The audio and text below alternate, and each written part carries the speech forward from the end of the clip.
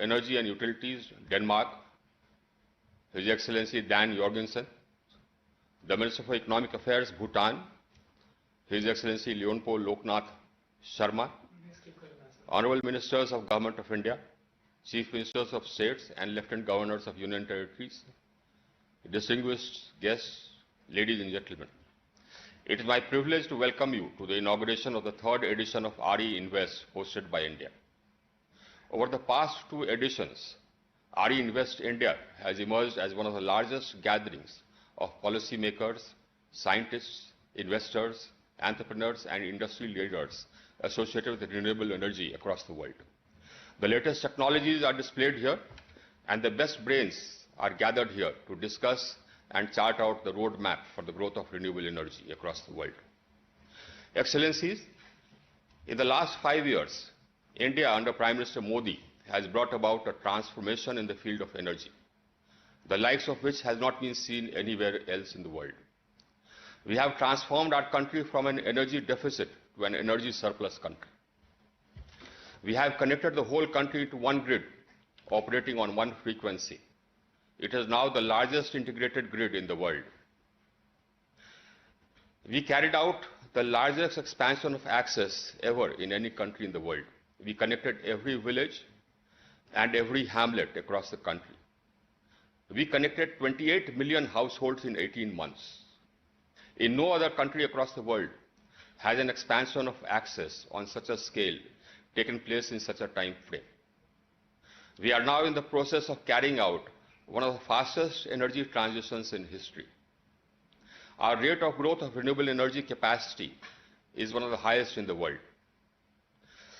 In our nationally determined contribution during COP21 in Paris, we had committed that our capacity for power generation from non-fossil fuel sources will reach 40% by the year 2030. I am happy to inform you that our installed capacity from non-fossil fuel sources has already reached 38.1%. And if we add the capacity under installation, it comes to 52%. By 2030, our established capacity from non-fossil fuel sources will reach 64%, a full 24% higher than our commitment.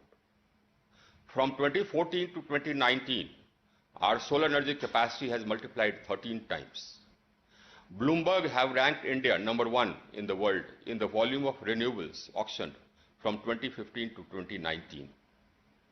A recent climate transparency report conducted by 14 institutions across the world noted that we are the only G20 country whose achievements are consistent with keeping the temperature increase at less than 2 degrees compared to pre-industrial averages. Our Prime Minister launched the International Solar Alliance on the sidelines of COP21, and it is now a rapidly growing treaty-based intergovernmental organization with 88 signatories. The rate of growth is unparalleled. In accordance with the vision of our Prime Minister, we are converting one city in every state into a totally green city. We are shifting our entire agriculture irrigation system to solar under a scheme called Kusum. We are launching feasibility studies for realizing the vision of one sun, one world, one grid, which was initiated by our Prime Minister while inaugurating the last conference of ministers, for connecting countries to take advantage of the fact that when the sun sets in one country, it rises in another. Again, inspired by our Prime Minister, we plan to set up a 10,000 megawatt solar energy capacity in Ladakh, one of the highest plateaus in the country, with rarefied atmosphere and extreme cold climate, but which has solar insolation at levels higher than Rajasthan. What we propose to do is to electrify our economy, that is, shift sectors like transport and cooking to electricity, and we propose to green our electricity. We propose to use renewable energy to produce hydrogen and ammonia, and use green hydrogen for steel making and green ammonia for fertilizer production. Ladies and gentlemen, our renewable energy capacity will continue to grow at a pace even faster than it is growing now. You are invited to join us and our partners and be our partners in this exciting endeavor. Thank you and a warm welcome to you all. I now request His Excellency Dan Jorgensen, the Minister for Climate, Energy and Utilities, Denmark, to address the gathering.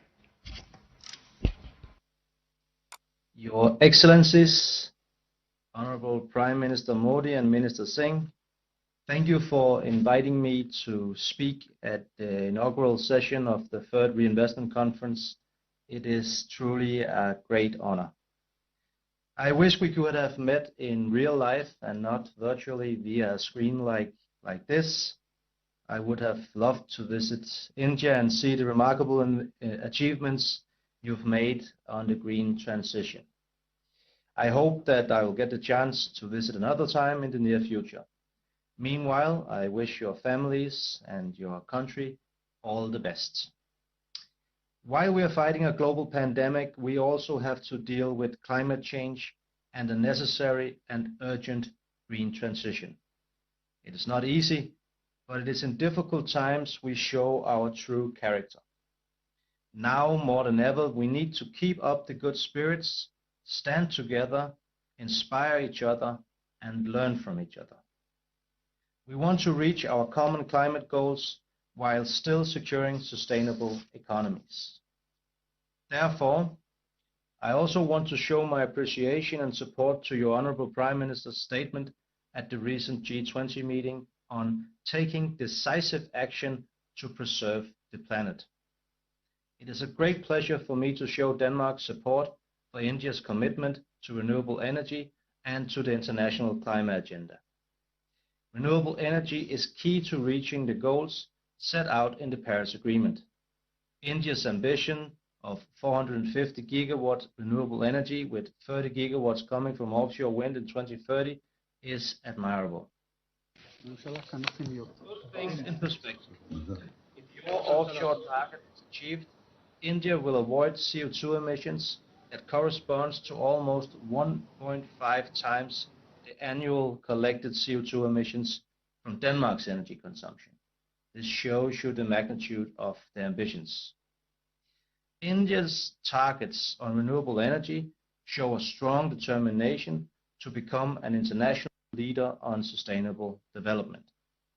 It sends a strong signal to the industry and to the rest of the world that you are fully committed. I want to give a big thanks to the Indian government for a successful and growing cooperation, most recently underlined with the new Green Strategic Partnership as agreed by our Honorable Prime Ministers in September. The Green Strategic Partnership is a major step in the right direction to meet our common green ambitions and support UN's Sustainable Development Goals.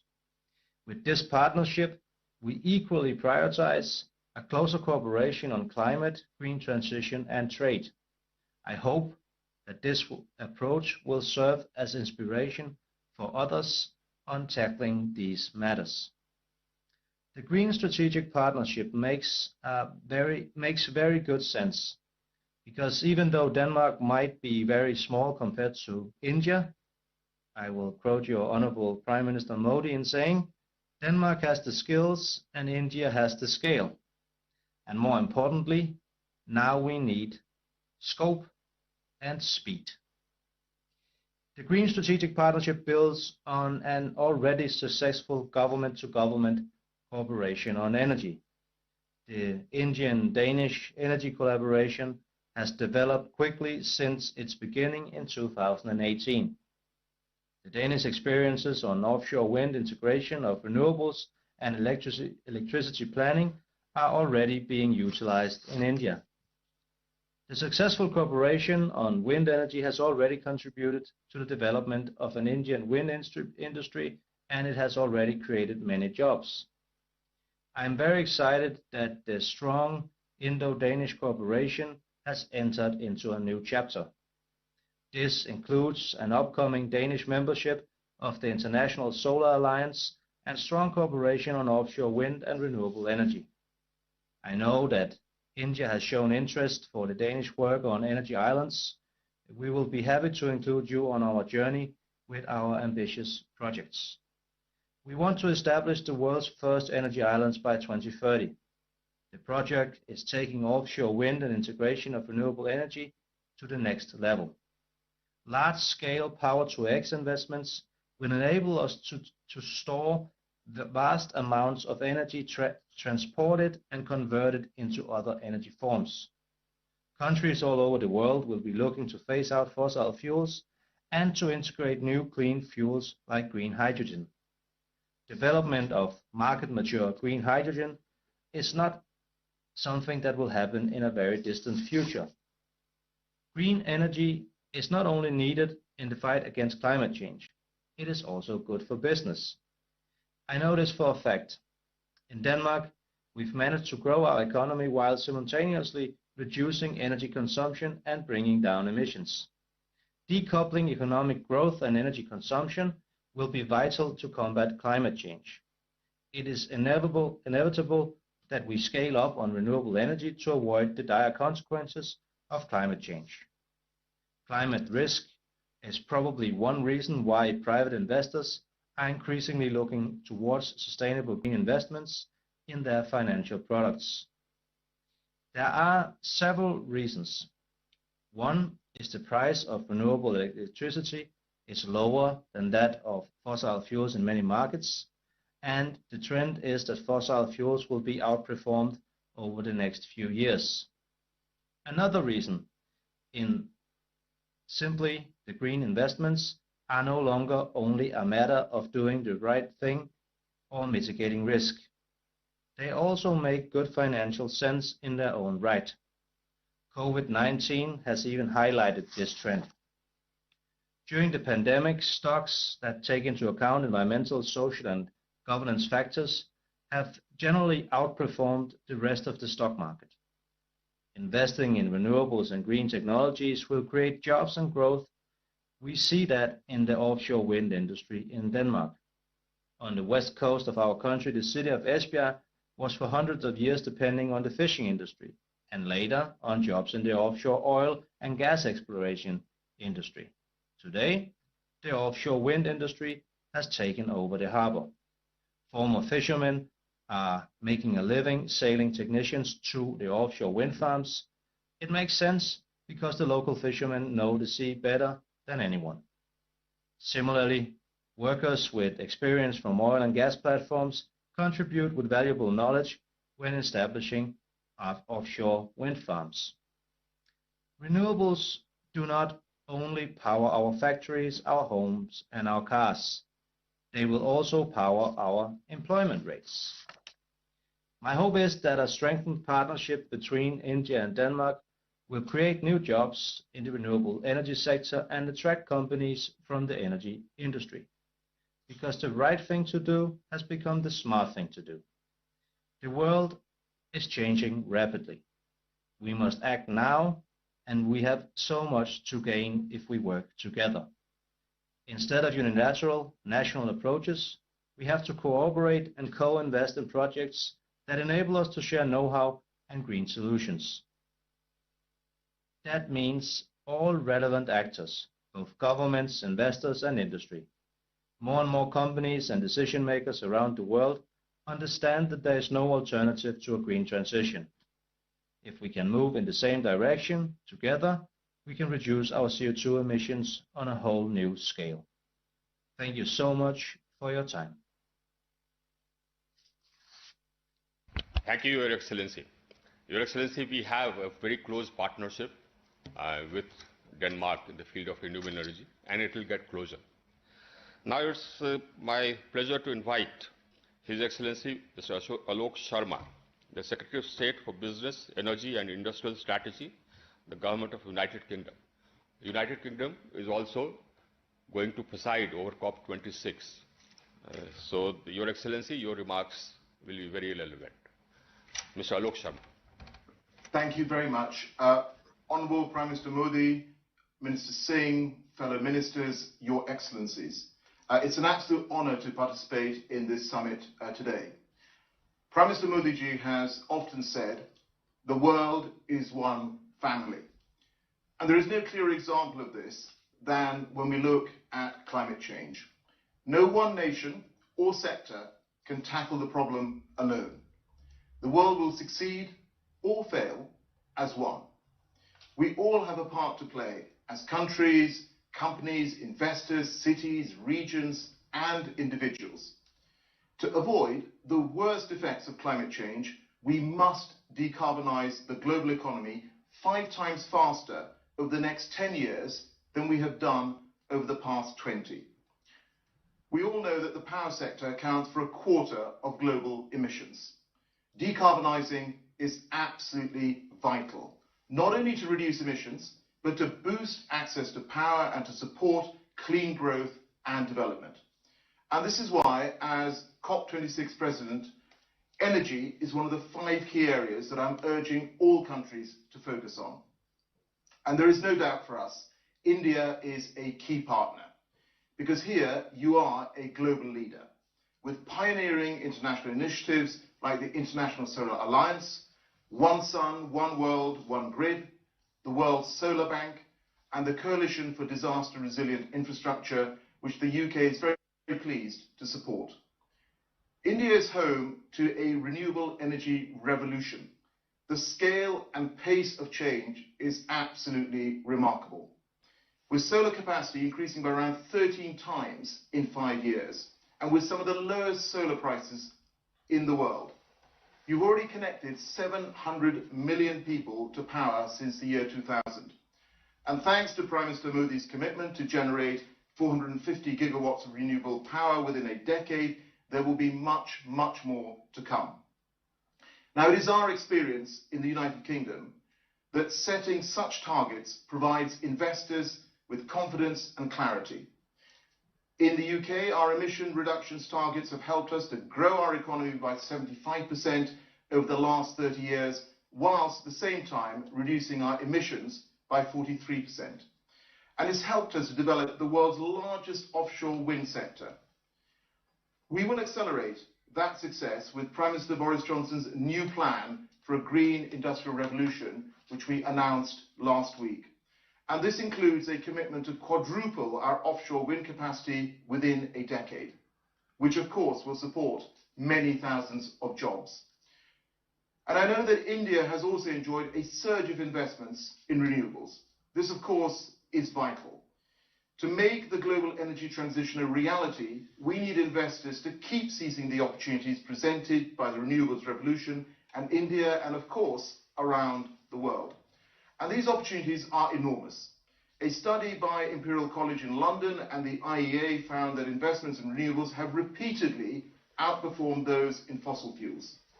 Whether you look at this over the past 10 years, the past 5 years, or indeed, as Ms. Jorgensen said, in 2020 itself. Solar and wind are already cheaper than coal power in 2/3 of countries.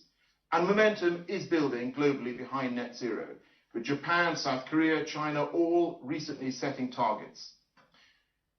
Colleagues and friends will know that on the 12th of December, the UK will co-host a summit with the United Nations and France, and in partnership with Italy and Chile, to mark the 5th anniversary of the Paris Agreement. And this will be a moment for global leaders to show that we can make a step change on climate action. By focusing our efforts collectively internationally, we can drive down costs and increase uptake. And every time we know that the global deployment of solar power doubles, the price has fallen by around 1/3. And that is why the United Kingdom is committed to working in partnership to drive the renewables revolution. We have established the COP26 Energy Transition Council, bringing global leaders together.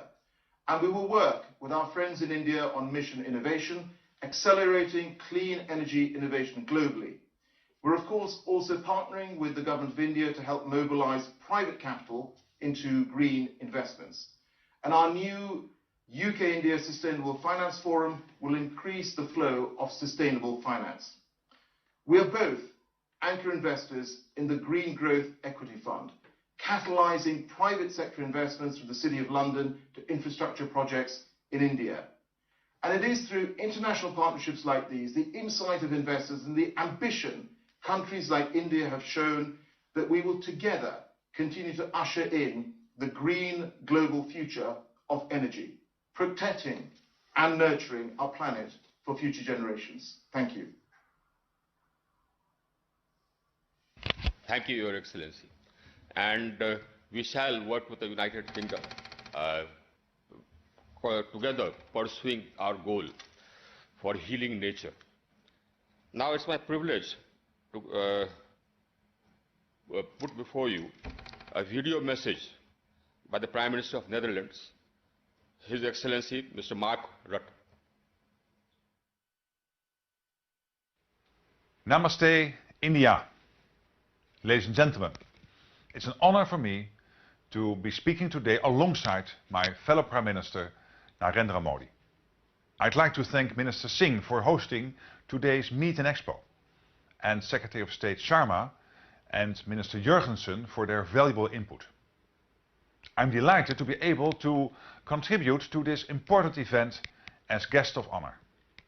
India is a key global player in many areas, not least when it comes to climate action and renewable energy. It's great to see how like-minded India and the Netherlands are in these fields. We are both firm supporters of the Paris Agreement and active members of the International Solar Alliance. India has made great progress in developing renewable energy. And now that the cost of renewables has reached a competitive level, the Netherlands is also making headway. But of course, this year has been dominated by coronavirus. The crisis has hit our societies hard in all kinds of ways. But it also presents an opportunity. It gives us a chance, once the virus is under control, to build back better, using green principles. Because green investment will not only help us move closer to our international climate and environmental goals, it will also make our economies more resilient to future shocks. It's an opportunity to reshape the future of energy. So let's make sure that economic recovery policies help us move faster towards a secure and sustainable energy future for everyone. Let's take this opportunity to fast-track investment in renewable energy. This will both serve the world economy and mitigate climate change. Besides understanding the need for climate mitigation, our two countries also know full well how important climate adaptation is. And with that in mind, I'm proud that the Netherlands will be hosting the virtual Climate Adaptation Summit in January. It's the first ever dedicated platform of global leaders aimed at accelerating climate adaptation and resilience. There's already a lot going on in this area, and the Netherlands is happy to be contributing our expertise. In India, for example, we are very active in the agricultural, water and energy sectors. These are all key parts of the global climate adaptation agenda. And when it comes to achieving that agenda, India is a crucial global player. So we very much hope that India will be represented at the highest level at the Climate Adaptation Summit in January. As host of the event, that would make me very happy. Let me now focus on the importance of innovation, because that is the foundation of progress. Innovation will help us meet the big challenges of our time. If we can join forces and bring together as much brain power as possible, we can truly get innovation up to full speed. To that end, the Netherlands has adopted a triple helix approach. Partnerships between businesses, knowledge institutions and government that underpin Dutch economic growth. Today, our efforts are guided by mission-oriented innovation policy. The government sets goals that can have a big positive impact on society. Goals like a climate-neutral economy by 2050. With partners, both at home and abroad, we want to develop shared expertise in these fields. So we are keen to work with you. After all, India is a country with a highly innovative mindset and many talented people. Fortunately, India and the Netherlands can boast an excellent bilateral relationship. We were very honored to be your partner country at India's Technology Summit in October last year. And after that success, I'm happy to announce some more exciting news. Next February, we will be organizing the first ever virtual trade mission to India, with a group of companies active in the agricultural, water and renewable energy sectors, we will be traveling all across India, all from the comfort of our computer screens, of course. I also hope that we can build on our strong cooperation at multilateral level, such as the G20. The Netherlands has built up a good track record as a constructive participant under past G20 presidencies, and we are currently working closely with Italy. In the run-up to India's presidency, we'll be very willing to help out and provide practical support if required. Let me finish by again expressing my thanks for inviting me to contribute my ideas today. And I hope the Renewable Energy Investors Meet and Expo will lead to many exciting results. Thank you. We are grateful to His Excellency Mark Rutte, the Prime Minister of Netherlands, for his address. I now have the privilege of calling upon His Excellency Benjamin Netanyahu, the Prime Minister of Israel, to address the gathering. Israel and India have a long-standing partnership and a very close partnership. Your Excellency.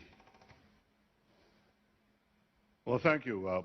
Prime Minister Narendra Modi, namaste to all of you, distinguished ministers and participants in this important conference. Let me say that Prime Minister Modi is a great friend of Israel, a great personal friend, and I believe a very great leader of India, because you have changed India's standing in the world.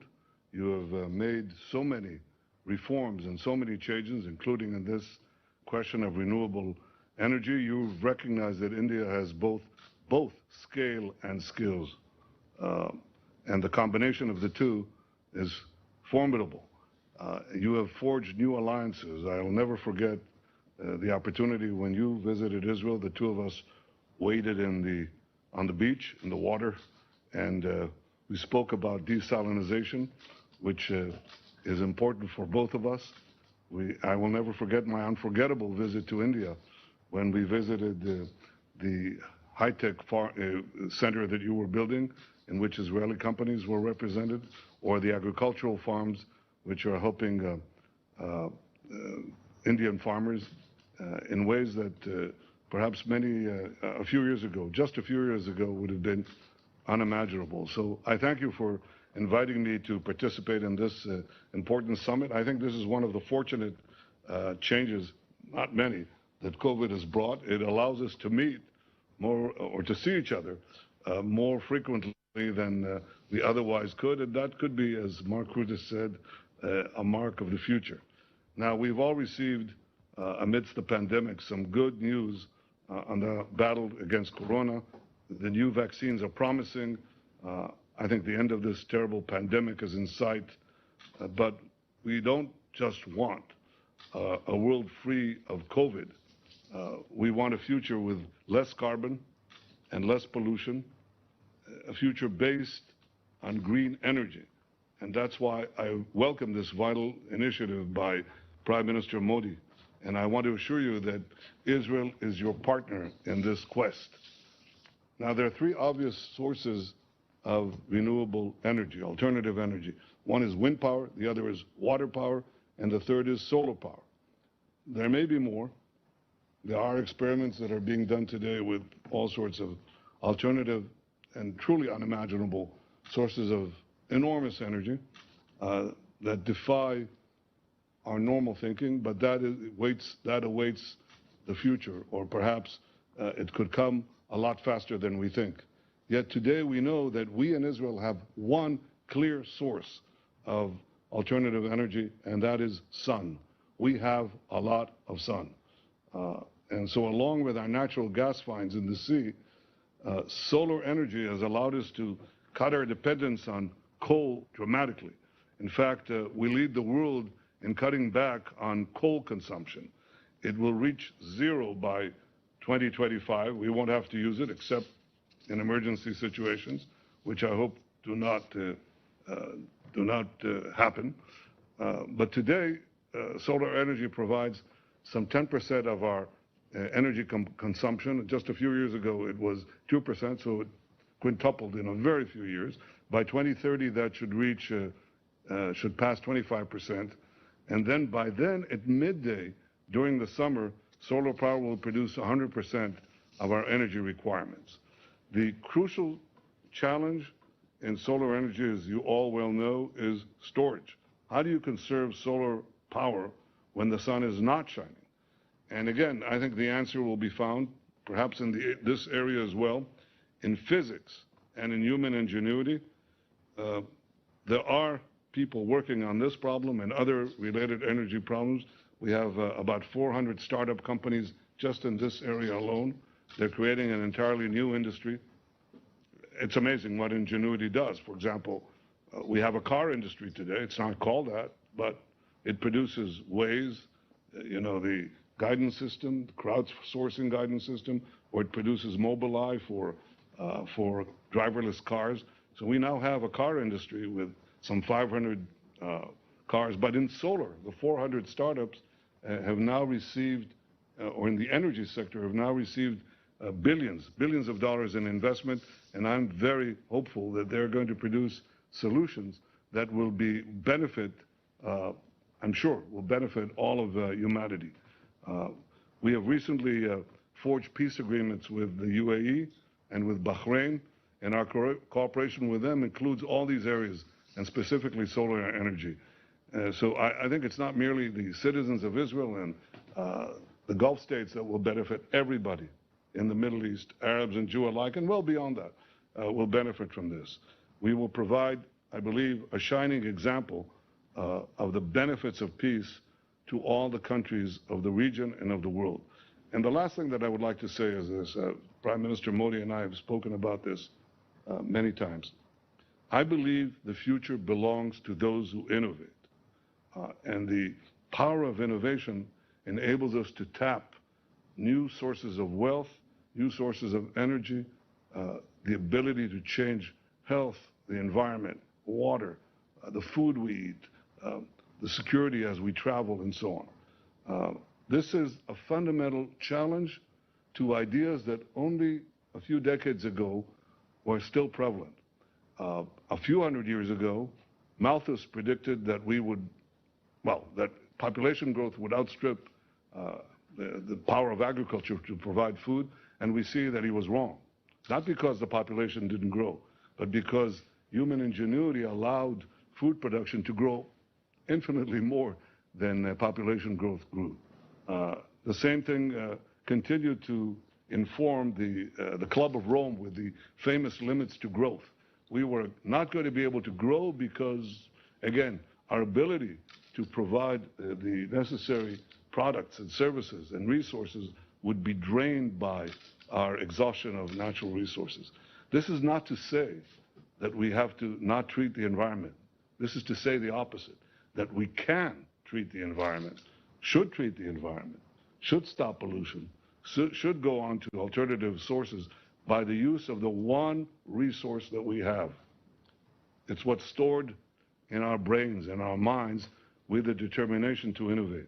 So I believe that the most important renewable energy is ingenuity and innovation.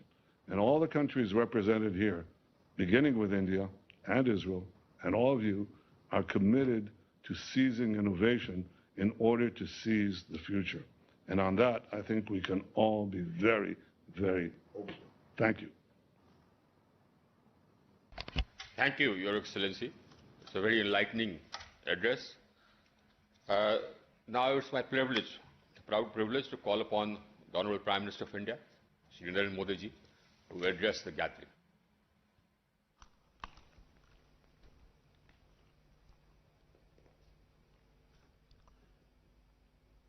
His Excellency, the Prime Minister of Israel, honorable ministers from around the world, my cabinet colleagues, chief ministers, lieutenant governors, and distinguished guests. I thank His Excellency, the Prime Minister of Netherlands, for sharing his message. It is wonderful to see all of you as part of the third edition of Reinvest. In the earlier editions, we spoke about our plans for a journey from megawatts to gigawatts in renewable energy. We also spoke about one sun, one world, one grid to leverage solar energy.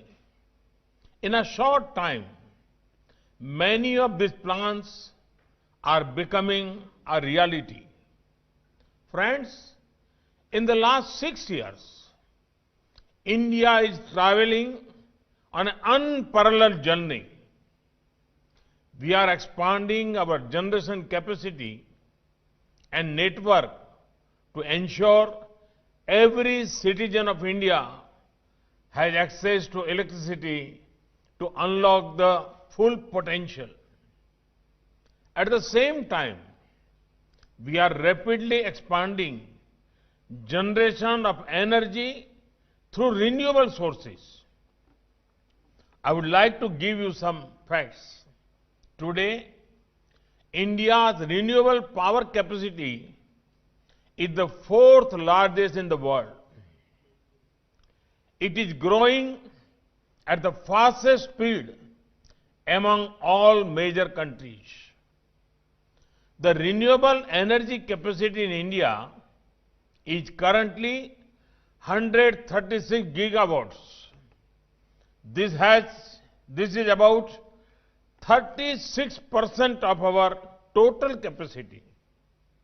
By 2022, the share of renewable capacity will increase to over 220 gigawatts. You would be happy to know that our annual renewable energy capacity addition has been exceeding that of coal-based thermal power since 2017. In the last 6 years, we increased our installed renewable energy capacity by 2.5 times. In the last 6 years, the installed solar energy capacity has increased 13 times. Friends, India's progress in the field of renewable energy is an outcome of our commitment and conviction in fighting climate change. Even when it was not affordable, we invested in renewable energy. Now, our investment and scale is bringing down cost down. We are showing to the world that sound environment policies can also be sound economics. Today, India is among the very few countries to be on track to achieve the 2-degree compliance goal. Friends, our transition to cleaner sources of energy has been driven by the approach of access, energy efficiency, and evolution. When I talk about providing access to electricity, you can estimate its scale in the numbers. In the last few years, over 2.5 crore or 25 million to 28 million households were provided electricity connections. When I talk about energy efficiency, we have not limited this mission only to one ministry or department. We have ensured that it becomes a target for the entire government. All our policies have a consideration of achieving energy efficiency. This includes LED bulbs, LED street lights, smart meters, push to electric vehicles, and decreasing transmission losses. When I talk about energy evolution, with PM Kusum, we are aiming to power our agriculture sector by providing solar-based power to irrigate the fields. Friends, India is progressively becoming a preferred destination for investment in renewables. In the last 6 years, nearly rupees 5 lakh crore or over $64 billion investment has been made in renewable energy sector in India. We want to make India a global manufacturing hub in the renewable energy sector. I will give you several reasons why you should invest in the sector of renewable energy in India. India has a very liberal foreign investment policy for renewables. Foreign investor can invest on their own or collaborate with an Indian partner to set up renewable energy-based power generation projects. India is progressively focusing on innovative bids for supplying 24/7 power from renewables. Solar wind hybrid projects have been successfully explored. The demand for domestically manufactured solar cells and modules is likely to be around 36 gigawatt over the next 3 years. Our policies are in line with the technology revolutions. We are proposing to launch a comprehensive national hydrogen energy mission. After the success of PLI in electronics manufacturing, we have decided to give similar incentives to high-efficiency solar modules. Ensuring ease of doing business is our top priority. We have established dedicated project development cells and FDI cells in all ministries to facilitate investors. Today, every village and almost every household in India has access to electricity. Tomorrow, their energy demand will increase. Thus, demand for energy in India will keep growing. There are huge renewable energy deployment plans for the next decade. These are likely to generate business prospects of the order of around 1.5 lakh crore rupees or $20 billion per year. This is a big opportunity to invest in India. I invite investors, developers, and businesses to join India's renewable energy journey.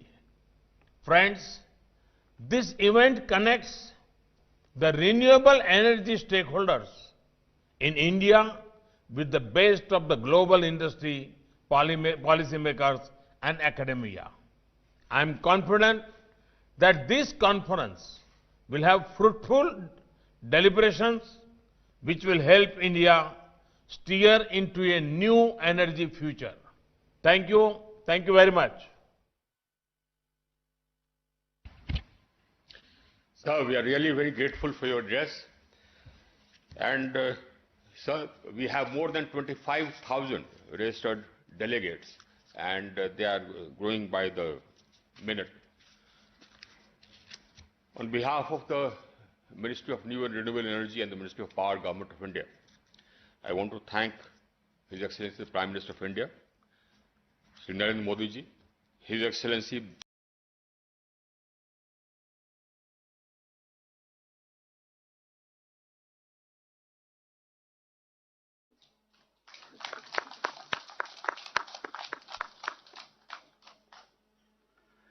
माननीय उपसभापति राज्यसभा श्री हरिवंश नारायण सिंह जी से आग्रह कि वे सभा को संबोधित करें।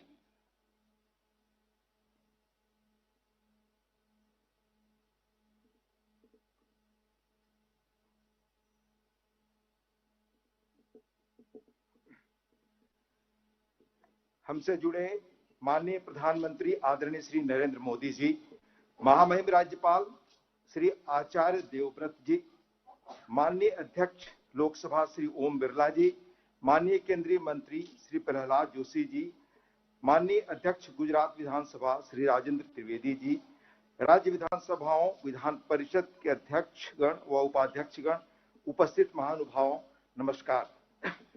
लीला पुरुष कृष्ण की धरती, संत नरसिंह मेहता की मिट्टी, महात्मा गांधी की जन्मभूमि, लौह पुरुष सरदार पटेल की धरती, पवित्र नदी नर्मदा की मौजूदगी, अनेक महापुरुषों की मिट्टी, आदरणीय प्रधानमंत्री जी की जन्मभूमि में इतने सुंदर आयोजन के लिए माननीय अध्यक्ष लोकसभा, माननीय विधानसभा अध्यक्ष गुजरात सरकार एवं आयोजन में लगे सभी लोगों को हृदय से आभार और धन्यवाद। संविधान दिवस मनाने की परंपरा यहीं शुरू हुई। लौह पुरुष सरदार पटेल भारत को एक सूत्र में बांधने वाले की प्रतिमा के नीचे संविधान की आत्मा प्रेमबुल को स्मरण करने का ऐतिहासिक क्षण आज रहा। साथ ही केवड़िया का एक और संदेश मुझे व्यक्तिगत तौर पे लगा। 6-7 वर्षों पहले महज यह बैरन लैंड था, बंजर धरती थी। विश्व की सबसे ऊंची प्रतिमा शहर का प्लैन्ड वे में विश्व मानचित्र पर आना, इस अर्थ में भी यह भूमि प्रेरक है। 2014 में राज्यसभा में आया। अल्प संसदीय अनुभव के आधार पर इस अगस्त फोरम में बदलते समय के संदर्भ में रूल्स ऑफ प्रोसीजर और conduct of business in parliament legislatures के बारे में कुछ एक सुझाव रखना चाहूंगा। लोकसभा मूलतः rules of procedure based on the constituent assembly legislature rules, जिसकी नींव 1920 में पड़ी। यही rules were modified and adopted in 1952 जब संविधान बना। इसके बाद डे टू डे कामकाज में जरूरत के अनुसार समय समय पर प्रोसीजरल चेंज हुए। Some of them were comprehensive also. मेरी जानकारी में मेजर बेसिक ओवरऑल बदलाव या होलिस्टिक अप्रोच से चेंज शायद अभी नहीं हुए। राज्यसभा में भी इसी तरह 1964 में रूल्स अडॉप्ट करने के बाद procedural change as per requirement major comprehensive change भी हुए, पर बदलते समय के संदर्भ में आधारभूत बदलाव होने चाहिए। विधानसभाओं के रूल्स मूलतः लोकसभा पर आधारित। सभी विधानसभाओं में भी समय समय पर कॉम्प्रिहेंसिव रिव्यू हुए हैं। कुछ एक ने नई चीजें भी जोड़ी हैं, पर बदले समय के संदर्भ में उन्हें भी रिलुक करने की जरूरत है। यह मेरी निजी मान्यता है। उदाहरण के तौर पर संसद और विधानमंडलों के संदर्भ में संविधान के आर्टिकल 193 में कहा गया है कि यदि एक स्ट्रेंजर सदन की कार्यवाही में भाग लेता हुआ पाया जाता है तो उसे 500 रुपए प्रतिदिन के हिसाब से फाइन देना होगा। यह अंग्रेजों का समय का गैर जरूरी प्रावधान है। इस बात के औचित्य पर संविधान सभा में भी क्वेश्चन हुआ था। माननीय उपराष्ट्रपति राज्यसभा ने सभापति इस कॉम्प्रिहेंसिव बदलाव के पक्षधर रहे हैं। उन्होंने 2018 में एक expert committee Shri V K Agnihotri के चेयरमैनशिप में, जो संसदीय कार्य मंत्रालय के सचिव और बाद में राज्यसभा के महासचिव थे, बनाया। इस समिति ने 77 अमेंडमेंट सजेस्ट किए हैं, जिनमें 124 नए रूल्स जोड़ने की बात है। चेयरमैन द्वारा 184 डायरेक्शन देने का सुझाव है। उल्लेखनीय है कि समय की चुनौतियों के अनुरूप 25 अमेंडमेंट्स फ्यूचरिस्टिक नेचर के हैं। इनके अलावा पूरे रूल्स को जेंडर न्यूट्रल करने का भी प्रस्ताव है। It proposes to add 6 new chapters in the rule book. यह जीपीसी के विचाराधीन है। भारतीय संविधान में समय समय पर परिस्थितियों के अनुरूप अब तक 100 से अधिक बदलाव हुए हैं। हाल ही में वर्तमान अध्यक्ष लोकसभा माननीय श्री ओम बिरला जी ने भी लोकसभा के रूल्स का कॉम्प्रिहेंसिव रिव्यू अपेक्षित बदलाव की दृष्टि से नवंबर 2019 में एक्सपर्ट कमेटी बनाई है। मुझे लगता है इसी दृष्टि से अप्रासंगिक कानूनों के बारे में भी, जैसे केंद्र में जनवरी 2020 तक लगभग 1500 पुराने पड़ चुके कानून खत्म हो चुके हैं। राज्य विधानसभाओं में कुल कितने अपने पुराने कानूनों को खत्म किया वे भी जरूर कर रहे होंगे, पर पब्लिक डोमेन में मैंने बहुत ढूंढा, नहीं मिला। विदेशों में कुछ परंपरा है जहां लोकतांत्रिक व्यवस्था है कि जो एक्ट पास होते हैं उनमें से एक सनसेट क्लॉज डाल दिया जाता है कि इतनी अवधि के बाद